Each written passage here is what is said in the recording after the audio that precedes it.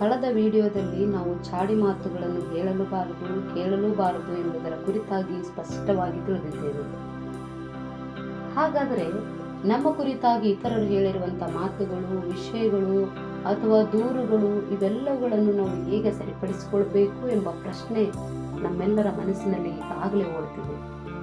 ಆದರೆ ಈ ವಿಷಯವಾಗಿ ಬೈಬಲ್ ನಮಗೆ ಏನು ಹೇಳುತ್ತದೆ ಎಂದು ಒಮ್ಮೆ ಓದಿಕೊಳ್ಳೋಣ ಬನ್ನಿರಿ. ಜ್ಞಾನೋಕ್ತಿಗಳ ಪುಸ್ತಕ 25ನೇ ಅಧ್ಯಾಯ 9ನೇ ವಾಕ್ಯದಲ್ಲಿ, ವ್ಯಾಜ್ಯವಾಡಿದವನ ಸಂಗಡಲೇ ಅದನ್ನು ಚರ್ಚಿಸು, ಒಬ್ಬನ ಗುಟ್ಟನ್ನೂ ಹೊರಪಡಿಸಬೇಡ ಎಂದು ಬರೆದಿದೆಯಲ್ಲ. ಓಕೆ, ಹೀಗಂತ ಅನ್ಕೋಣ. ಯಾರೋ ಒಬ್ಬರು, ನಿಮಗೆ ಬೇಕಾದವರು ಬೇಡವಾದವರು ಯಾರೋ ಒಬ್ಬರು ಅಂತ ಅನ್ಕೊಳ್ಳಿ. ಒಂದು ವೇಳೆ ನಿಮ್ಮನ್ನು ಬೈದು ಅಥವಾ ನಿಮ್ಮ ಮೇಲೆ ತಪ್ಪು ಸುಳ್ಳುಗಳನ್ನು ಹೇಳಿದ್ದಾರೆ ಅಂತ ಅನ್ಕೊಳ್ಳೋದಾದರೆ, ಇಲ್ಲಿ ಬೈದಿರುವಂತಹ ಆ ವ್ಯಕ್ತಿ ಮೊದಲನೇ ವ್ಯಕ್ತಿ ಆಗಿರ್ತಾನೆ ಮತ್ತು ಬಯಸಿಕೊಂಡಂತಹ ನೀವು ಎರಡನೇ ವ್ಯಕ್ತಿಗಳಾಗಿದ್ದೀರಿ. ಮೊದಲ ವ್ಯಕ್ತಿಯ ಮಾತುಗಳನ್ನು ತಂದು ನಿಮಗೆ ಹೇಳುತ್ತಿರುವಂತಹ ಆ ವ್ಯಕ್ತಿಯೇ ಮೂರನೇ ವ್ಯಕ್ತಿಯಾಗಿದ್ದಾನೆ.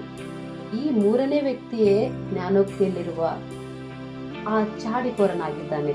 ನಾವು ಕಳೆದ ವಿಡಿಯೋದಲ್ಲಿ ನೋಡಿದ್ವಲ್ಲ, ಜ್ಞಾನೋಕ್ತಿ 26-22ರಲ್ಲಿ ಚಾಡಿಕೋರಳಾಗಿದ್ದಾಳೆ. ಹಾಗಾಗಿ ದೇವಜನರಾದವರು ಮೂರನೇ ವ್ಯಕ್ತಿಯ ಮಾತುಗಳನ್ನು ಆಲಿಸದೆ ಜ್ಞಾನೋಕ್ತಿ 25:9ರಂತೆ ಆ ಮೊದಲನೆಯ ವ್ಯಕ್ತಿಯ ಜೊತೆಯಲ್ಲಿಯೇ ಚರ್ಚಿಸಿ ಸತ್ಯಾಸತ್ಯತೆಗಳನ್ನು ತಿಳಿದುಕೊಂಡು ಸಮಾಧಾನ ಹೊಂದುವುದೇ ಉತ್ತಮವಾದದ್ದು.